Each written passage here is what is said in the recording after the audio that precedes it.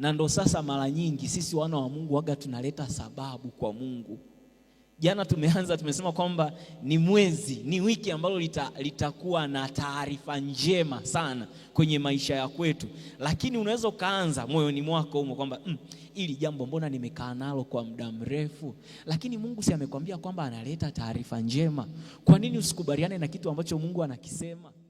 Ni kweli hilo jambo, hata ukipata muda kweli kumuelezea mtu anaweza asikuelewe, ukapata muda kumuelezea jinsi lilivyo, namna ambavyo limekuwa kwenye maisha yako, inaweza ikawa ni kazini, kwenye biashara, kwenye familia yako, kwenye ndoa, kwenye chochote kile ambacho kinahusika na maisha yako. Lakini kama tunaambiwa Mariam alipata taarifa njema mwezi wa ngapi? Mwezi wa 6. Ni swala la wewe na mimi pia kukaa sawasawa na neno la Mungu. Ni swala la wewe na mimi kuwa aligned sawasawa na nini? Na neno la Mungu. Ili sasa ukiwa aligned sawasawa na neno la Mungu, kama limesema ni mwezi wa 6, huyu amepokea habari njema, kwa nini isiwe? Yesu apewe sifa. Bwana Yesu apewe sifa. Na kitu kingine ambacho nilikisema ni kwamba pia hizi ibada za asubuhi jamani ni kama sadaka kwa Mungu wetu. Ni kama sadaka kwa Mungu wetu. Kwa kama kuja kwako kwenye ibada asubuhi ni kama sadaka ambayo unaipeleka kwa Mungu, Mungu ni lazima aipokee hiyo sadaka. Dhabihu iliyo hai, Warumi anazungumza hayo maneno. Miili yetu kuwa dhabihu iliyo hai, takatifu, ya kumpendeza Mungu, ndio sadaka ya maana. Kwa kama kuja kwako asubuhi hapa ni sehemu ya sadaka ambayo unatoa kwa nimekwambia pia ni sadaka, ni dhabihu ya Mungu iliyo hai, na dhabihu ambayo Mungu anaipokea zaidi kuliko muda mwingine hata vitu unavyovifikiria, kwa sababu asubuhi ni mwanzo wa mambo, si ndivyo? Kama asubuhi ni mwanzo wa mambo, Mungu huwa anadili na mianzo ya vitu.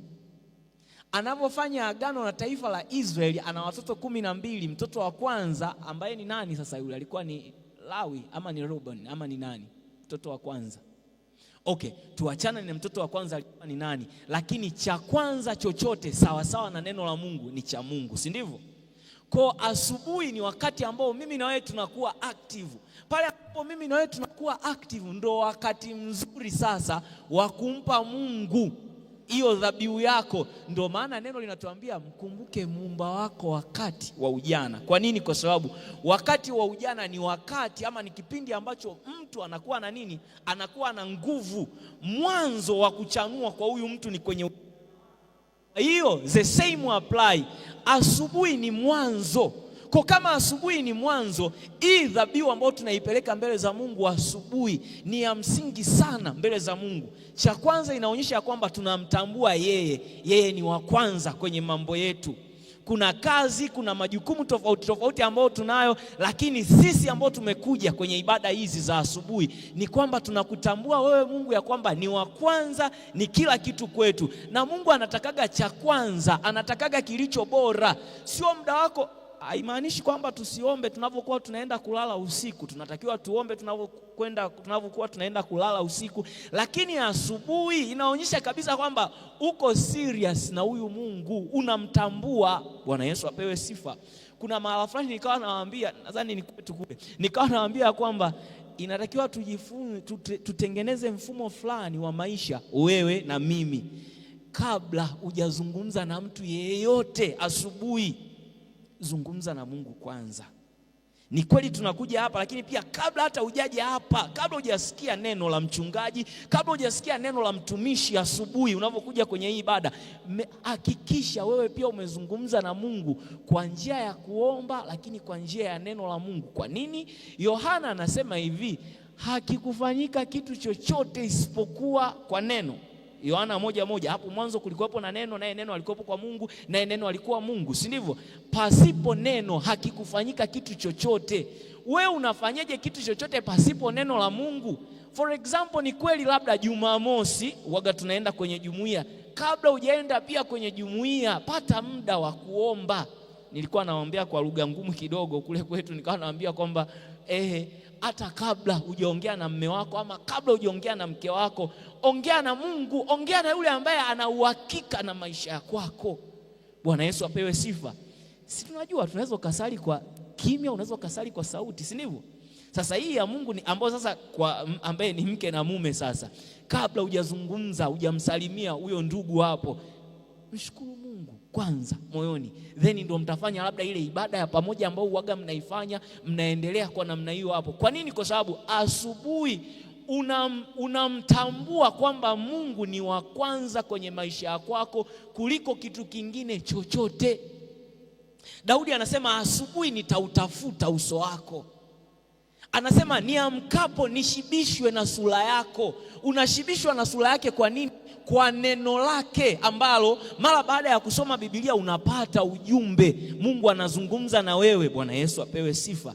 Yaani jifunze kabla hujasikia sauti ya mtu yeyote, aidha ni baba yako ama ni mama yako. Tena muda mwingine hata kama inakuja simu ile ya asubuhi kabisa kwamba hii simu inaweza ikawa ni emergency, chukua Biblia, soma mistari 2-3 alafu pokea hiyo simu. Kama ulikuwa hujasali ama ulikuwa hujafanya kitu chochote, jifunze hiyo principle, itakusaidia kwenye maisha yako. Bwana Yesu apewe sifa. Habari njema ama taarifa njema ni nini? Habari njema ama taarifa njema ni ripoti au ujumbe wowote unaoleta furaha, unaoleta matumaini, unaoleta faraja, unaoleta suluhisho la jambo lililokuwa linasubiriwa ama jambo ambalo lilikuwa linakusumbua. Ni kinyume cha habari mbaya. Habari mbaya kama vipi? Kama mikosi. Habari mbaya kama vipi? Kama majanga, ama taarifa mbaya yoyote ile, sawa sawa na ambavyo unaweza ukadefine kwamba ni taarifa mbaya. Bwana Yesu apewe sifa. Kwa hiyo juma hili ama mwezi huu Mungu anataka upokee taarifa njema. Kama anataka upokee taarifa njema na amekuletea taarifa njema ile, Yesu alikuwa anahubiri na yule Yohana anasema kwamba tubuni kwa maana ufalme wa Mungu umekaribia, si ndivyo? Alikuwa anahubiri hivyo. Tafsiri ya Kiingereza inasema hivi, repent because the kingdom of God is at hand. Anavyosema repent because the kingdom of God is at hand, swala la kwamba ufalme huu hapa umeshakaribia, ni swala la wewe kunyosha mkono wako na kupokea nini? Huo ufalme. Anavyosema the kingdom of God is at hand, yani kwamba upo tayari karibia na mikononi mwako. Sasa huu ufalme hauji mikononi mwako unakuja mara baada ya kuupokea. Bwana Yesu apewe sifa. Ni the same juma hili, mwezi huu wa 6, Mungu anataka uwe na taarifa njema kwenye maisha yako. Lakini ukiamua kuto kupokea ni wewe, lakini mimi nimeamua kufanyeje? Kupokea taarifa njema. Bwana Yesu apewe sifa. Bwana Yesu apewe sifa. Haleluya. Sasa kwenye habari ambayo tulikuwa tunaisoma hii sasa ya Luka, kwa nini pia taarifa njema? Kwa nini pia mwezi wa 6? Mwezi wa 6 tunaenda kuhitimisha nusu ya mwaka. Kuna vitu vingi sana ambavyo vimeendelea kwenye maisha yako bado ni kana kwamba havijatokea, lakini kutokana na wewe kukubaliana na neno la Mungu ya kwamba mwezi wa 6 ni mwezi wa taarifa njema, it will be part and parcel of your life.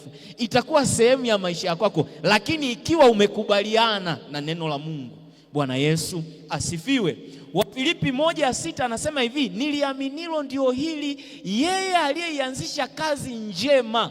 Mwaka ulivyokuwa unaanza ulikuwa una mipango, lakini kwenye maisha yako kama muamini ni lazima uwe na pale. Kama kanisa tuna mipango tofauti tofauti ambayo tuko nayo. Sasa anatuambia Wafilipi, anatuhakikishia kwamba Solomon Mungu aliruhusu kianze. Inaweza ikawa ni mambo yanayohusiana na shule yako. Solomon Mungu aliruhusu kianze, uwe na uhakika ni lazima akamilike. Usiangalie nje kunaonekaneje. Muda mwingine waga havimeki sense vya nje, lakini ukiamua kuamini kutokea ndani, taarifa njema itakuwa sehemu ya maisha yako. Bwana Yesu apewe sifa. Bwana Yesu apewe sifa. Na mchungaji alituombea vizuri jana ya kwamba kabla mwaka hujaisha, lazima hivyo vitu ambavyo ulikuwa unavitarajia viwe vimetokea kwenye maisha yako. Amina. Si ndio baba yetu mchungaji wa hapa, si ndivyo?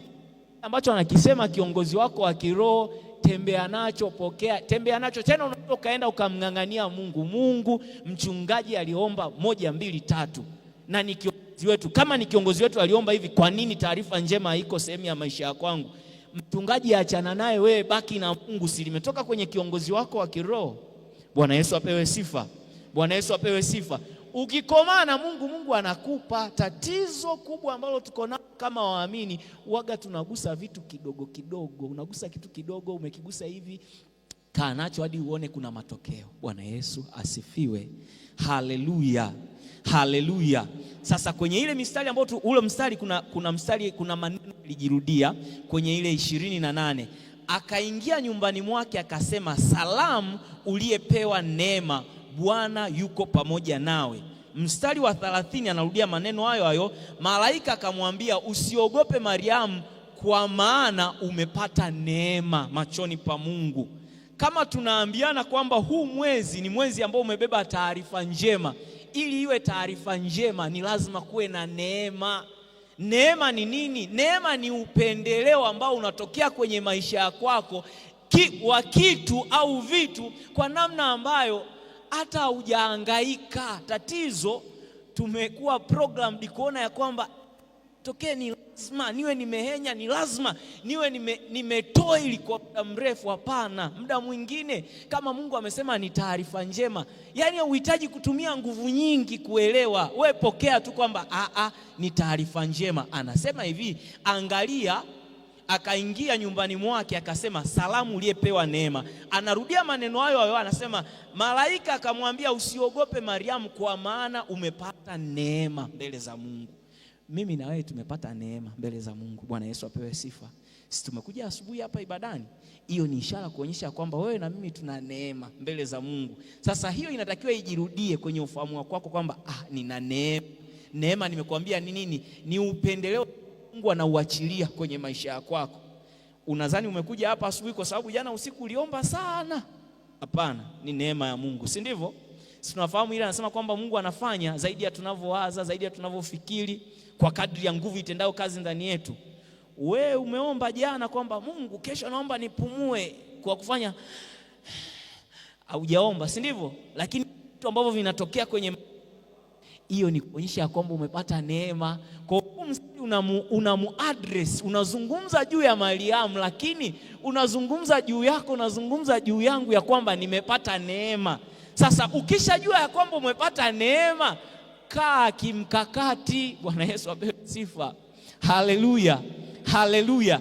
Neema inazungumzwa kwa namna gani? Neema ya wokovu. Wewe ni Mkristo, ni neema umeipata hiyo.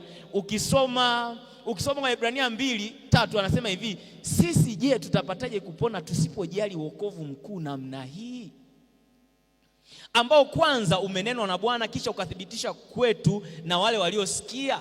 Lakini ukisoma Tito 11:2-11 anasema hivi, maana neema ya Mungu iokoayo wanadamu wote. Kama neema ya Mungu iokoayo wanadamu wote imefunuliwa, ni swala la mwanadamu yeyote. Bwana Yesu apewe sifa. Ni swala la wewe na mimi, si ni wanadamu, tuna mwili huu wa nyama, si ndivyo? Sasa hii neema imefunuliwa kwa watu wote. Haya maneno ambavyo Mariamu anasema, Mariamu uliyepokea neema, umepata neema kwa Mungu. Wewe na mimi pia tumepata neema kwa Mungu. Kama Mariamu alipata neema kwa Mungu akaipokea ile taarifa njema, wewe na mimi kwa sababu tumepata neema mbele za Mungu, ama tumepata neema machoni pa Mungu, sisi pia tunaweza kuwa ni full candidate wa kutembea na nini? Na taarifa njema kwenye mwezi huu wa 6. Bwana Yesu apewe sifa. Haleluya.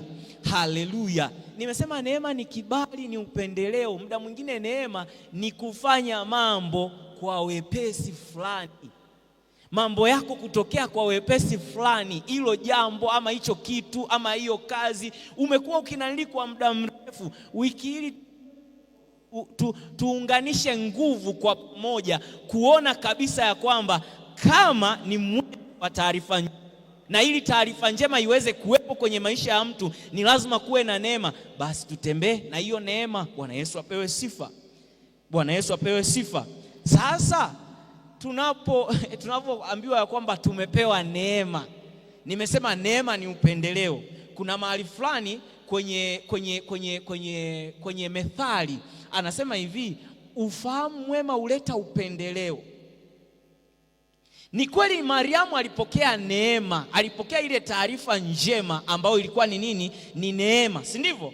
Lakini mara baada ya kupokea ile taarifa njema, mara baada ya kuambia umepewa neema, kuna ambacho kilimpaswa Mariamu kufanya. Hii amesema ufahamu mwema unaleta upendeleo, methali hiyo, si ndivyo? Kwa hiyo mara baada ya kupokea neema ni lazima niwe na ufahamu juu ya neema ambayo nimeipokea, ili hii neema izidi kuzaa matunda. Namna mojawapo ya kupokea ni kwa kuamini. Kama umeambiwa ya kwamba ni mwezi wa taarifa njema, amini. Ukishaamini, wekeza kwenye kupata maarifa juu ya hilo eneo ambalo umepewa neema kwalo, na utauona mkono wa Mungu ukisababisha udhihirisho wa taarifa njema kwenye maisha yako. Bwana Yesu apewe sifa. Haleluya, haleluya. Anasema hivi katika Petro wa pili sura ile ya kwanza mstari wa pili, anasema hivi: neema na iwe kwenu na amani iongezwe katika kumjua Mungu na Yesu Bwana wetu. Neema inaongezeka katika kumjua yeye. Tunamjueje? Kupitia neno lake. Nimekuambia kabla hujaenda popote, hakikisha una neno la Mungu kwa ajili yako. Tumeambiwa kwenye Zaburi, tumeambiwa kwenye Joshua, yatafakari maneno haya mchana na usiku. Kwa hiyo ukiwa na neno la Mungu la kutosha, ukilitafakari mchana na usiku, njia yako ni lazima ifanikiwe. Zaburi ya 119 anatuambia neno lako ni taa ya miguu yangu, ni njia, mwangaza wa njia zangu, si ndivyo? Kwa hiyo neno la Mungu ni kitu ambacho ni cha msingi. Si ndio tunaamini katika Kristo tu, neno tu na neema tu, wana wa Mungu. Sasa hiki ni kitu ambacho ni msingi maybe wa imani yetu, ama msingi wa denomination yetu. Neema tu, Kristo tu, neno tu, si ndivyo? Hivi ni vitu ambavyo inatakiwa viwe very basic kwenye maisha ya kwetu. Tunafahamu ya kwamba neno la Mungu ni uzima, si ndio? Bwana Yesu apewe sifa. Bwana Yesu apewe sifa. Si tunafahamu ya kwamba neno la Mungu ni uzima, si ndio? Kwa kama tunafahamu neno la Mungu ni uzima, mbona hivi vitu vingine ambavyo tunaonaga kama ndio vinatupa uzima tuna focus sana kwenye hivyo? Waliimba wale wa zamani, mahangaiko na shughuli za kila siku zimewafanya wanadamu wafanyeje? Wamsahau Mungu, si ndivyo? Tunamsahau Mungu kwa namna gani? Hatupati muda wa kusoma neno la Mungu. Wana wa Mungu, nyakati tulizo nazo ni nyakati za hatari. Neno la Mungu ndo kitu pekee kitakufanya uwe salama. Yaani neno la Mungu inalo, ndo kazi hiyo pia Roho Mtakatifu anayo. Ukisoma Waebrania anasema neno la Mungu lina nguvu, linaweza likapambanua. The word of God can discern. Neno la Mungu linaweza likapambanua. Ndo Roho Mtakatifu pia moja ya majukumu yake ama kazi zake ni kuweza kupambanua. Kwa kadri unavyokuwa unalo la kutosha ndani yako, ndivyo ambavyo unaweza kupambanua mambo. Ili sio jambo ambalo unatakiwa mchungaji aje akuwekee mikono. Biblia unani. Kuna mtu hana Biblia hapa, anyoshe mkono ambaye hana Biblia. Mchungaji wanao, nilitaka nitoe zawadi ya Biblia hapa kwa sababu wanazo zote. Naomba hakikisha usome neno la Mungu. Bwana Yesu apewe sifa. Haleluya, haleluya. Anasema neema inaongezeka kwa kumjua Mungu. Tunamjua Mungu kupitia neno, si ndivyo? Tunamjua Mungu kupitia nini? Kupitia neno. Lakini waraka wa pili wa Petro sura ile ya 3:18 anasema hivi: lakini kuweni katika neema na katika kumjua Bwana wetu na Mwokozi Yesu Kristo, utukufu na yeye hata sasa na milele. Lakini ile ya kwanza mstari wa pili, ile Petro wa pili sura ya kwanza mstari wa pili na kuendelea, mstari wa 3 anasema hivi: kwa kuwa uweza wake wa uungu umetukirimia vitu vyote vipasavyo uzima na utauwa, kwa kumjua yeye aliyetuita kwa utukufu wake na wema wake mwenyewe. Namba 4, tena kwa hayo ametukirimia ahadi kubwa mno za thamani, ili kwamba kwa hizo mpate kuwa washirika wa tabia ya uungu, mkiokolewa na uharibifu uliomo duniani kwa sababu ya tamaa. Neema ya Mungu waga inatufundisha tuache nini? Ubaya. Kwa neema tunavyoipokea ni kitu ambacho tumekipokea bure, lakini kuweza kuendelea kuwa nacho, kuweza kuendelea kuisustain neema, ni lazima tuwekeze kwa fahamu wa kutosha ambao unapatikana kwenye neno la Mungu. Bwana Yesu apewe sifa. Tunafahamu kuhusiana na habari ya Nuhu. Ukisoma Mwanzo anasema Nuhu ana neema machoni pa Bwana. Hakufanya kitu chochote Nuhu ambacho kilimfanya yeye aweze kupata ile neema machoni pa Bwana. Sasa Tito nadhani anazungumza kwamba neema inatufundisha tuweze kukataa nini? Uovu. Kadri inavyokufundisha neema ndivyo ambavyo inazidi kuongezeka kwako, inaongezeka kwangu. Ina maana ya kwamba ukijua ya kwamba umepewa neema, kuna instruction, kuna maelekezo ambayo ndani ya neema yapo. Nuhu mara baada ya kupewa neema alipewa instruction, tengeneza nini? Safina, si ndivyo? Kwa sababu siku za dunia zimekaribia na mwisho. Nuhu alitengeneza ile safina sawa sawa na maelekezo ambayo Mungu alifanyeje? Alimpa. Tumia mti wa namna hii hapa, tumia rami, urefu wake ni mikono hii hapa, sijui upana wake mikono hii hapa. Zile ni instruction, ni maelekezo. Wewe na mimi kupokea neema ni jambo moja, ni lazima tubaki kwenye maelekezo ambayo yanapatikana kwenye neno la Mungu kwa msaada wa Roho Mtakatifu. Kwa msaada wa Roho Mtakatifu utafanya njia yako kuwa nyepesi. Utafanya sasa hata udhihirisho wa mwezi wa 6 kuwa ni mwezi ambao umebeba taarifa njema kuwa rahisi kwenye maisha yako. Kwa nini? Kwa sababu umepata maelekezo. Biblia inatuambia kwenye Zaburi, wana amani nyingi washikayo sheria ya Bwana, kwa maana hawana la kuwakwaza. Vitu ambavyo vinatokea kwenye maisha yako yetu, inaweza ikawa ni kazini, nyumbani, kwenye familia, ama popote pale, au kwenye biashara. Kuna vitu ambavyo kuna namna vinataka vitutoe kwenye mchezo, na kinachowindwa usije ukazani kwamba sijui kinaindwa kitu gani. Leo indwa ni nafsi na roho yako, mwana wa Mungu. Ndio ambacho adui ndio maana huyo mtu ameleta hilo kwazo, kwa sababu anasema wana amani nyingi washikao sheria ya Bwana. Sheria ya Bwana nini? Ni neno la Mungu. Unaona neno la Mungu lilivyo na umuhimu, ya kwamba neno la Mungu ni uzima, lakini hakikufanyika kitu chochote pasipo neno la Mungu. Lakini hapa tunaambiwa kwamba wana amani nyingi washikao sheria ya Bwana. Kwa nini? Kwa sababu hawana la kuwakwaza. Linapotokea kwazo, kuna neno linatokea. Hilo neno likitokea linadili na hilo kwazo, na muda mwingine sasa unakuwa haumfocus kwamba ni huyu mtu anayefanya hichi kitu, lakini nyuma ya mtu kuna nini? Neno ndio litakusaidia kujua kwamba nyuma ya huyu mtu kuna hiki hapa kitu. Kwa hiyo hautakiwi kureact, ama hautakiwi kureact kwa namna ambavyo ulikusudia kureact. Bwana Yesu apewe sifa. Bwana Yesu apewe sifa. Sasa ili huu mwezi, kwa sababu pia tuko mwanzo wa mwezi, ni lango la mwezi wa ngapi? La mwezi wa 6. Leo ni tarehe 3, si ndio? Tarehe 3 mwezi wa 6. Kwa bado tuna nafasi ya kuendelea kuomba taarifa njema kuzidi kuwa pamoja na maisha ya kwetu. Kwa nini? Kwa sababu tuko mwanzoni kabisa mwa mwezi, na kama mwanzoni kabisa mwa mwezi Mungu anatuambia kwamba ni mwezi ambao amekusudia taarifa njema kwenye maisha ya kwetu.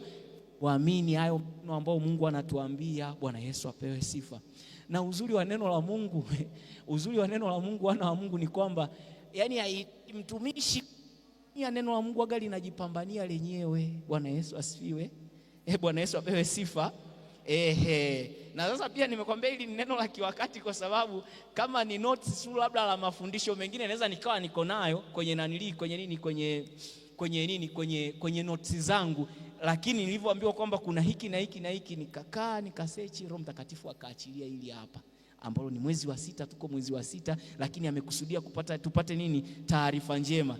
Kuna mtu nikawa naongea naye nikamwambia, yani kama wewe ukubaliani na taarifa njema bro, mimi kwa kweli mimi ni lazima, na I will give you testimony. Nitakupa tu nini? Ushuhuda wa taarifa njema ambazo zimetokea kwangu mimi mwezi wa ngapi? Mwezi wa 6. Bwana Yesu apewe sifa. Naomba tusimame, tutaenda kuomba. Tutaenda kuomba kwamba Mungu, kwa neema ambayo umeiachilia kwenye maisha ya kwetu, umeiachilia kwenye maisha ya kwangu, naomba kwa neema hii hapa niongezee maarifa, ili pia mpaka mwisho wa wiki ama mpaka mwezi unaisha, taarifa njema sawa sawa na neno lako.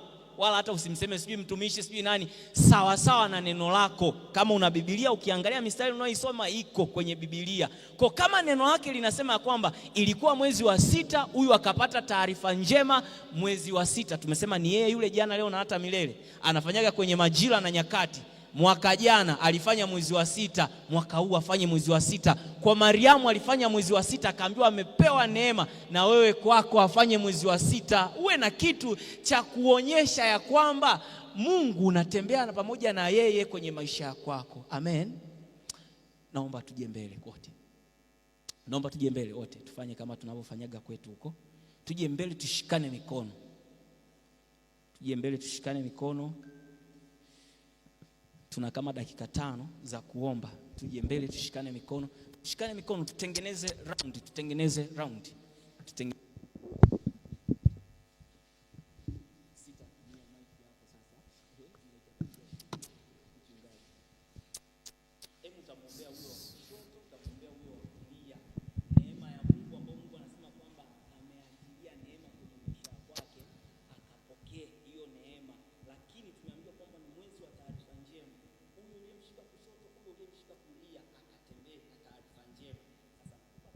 Neema ya Mungu ni kubwa mno, inauisha roho yangu,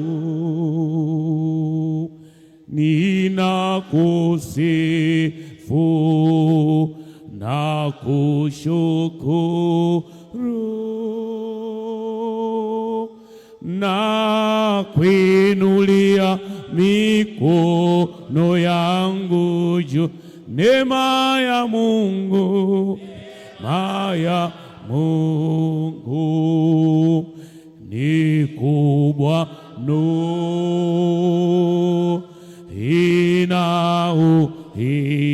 inauisha roho yangu,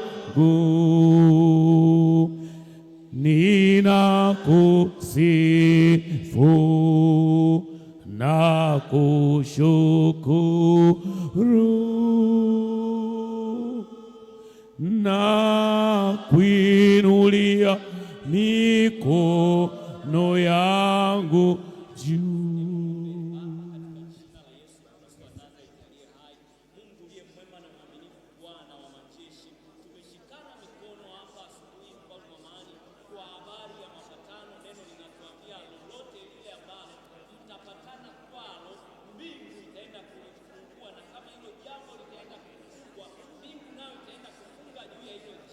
Tazama kwa ajili ya mama yangu upande wa kushoto, mama yangu upande wa kulia.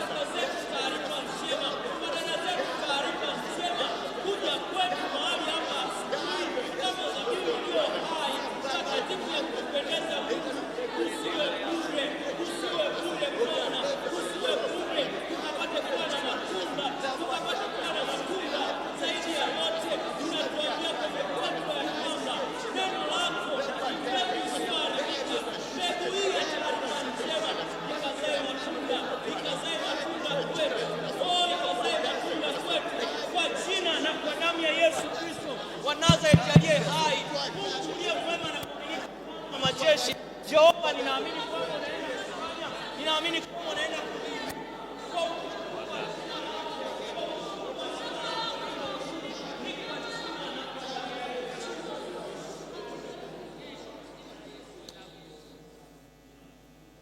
wa mbingu na nchi, katika Bwana tumeshikana mikono, ishara ya umoja ambao mwenyewe uliuachilia kwetu na ukatuombea kwa Baba. Na haya maombi tuliyaomba, tumeomba kwa nguvu kabisa na ujasiri na imani na matumaini ya kwamba mikono hii iliyoshikana Bwana ni ishara kwamba hakuna kitakachopotea ambacho umekitangaza kwa kila mmoja kama habari njema kwake. Na Bwana, nasi tunathibitisha kwa kuwa tunakumbuka habari njema iliyofika duniani kwa mwezi wa 6, na ndivyo na mtumishi wako huyu amepokea habari njema. Matumaini kwake ya uwepo ya kutosha, maana anatarajia kupokea katika lilo lilolitangaza. Matumaini kwenye familia, matumaini kwenye uchumi, matumaini ya Bwana kwenye ofisi yake, matumaini kwenye biashara zake, matumaini kwenye masomo yake, matumaini ya Bwana kwenye kila utumishi alionao ndani yake. Mungu liye hai, tunakutukuza na tunaleta sadaka zetu pia. Tunaambatanisha sadaka hizi pamoja na maombi haya. Bwana ukayapokee na sadaka zikanene mema kwa kila mmoja. Na muombea asubuhi ya leo iwe na baraka na amani na furaha, pamoja na mchana na jioni hata usiku. Neema yako Kristo Yesu Bwana wetu iende na kila mmoja, kwa jina la Baba, Mwana na Roho Mtakatifu. Asante sana. Basi unapochukua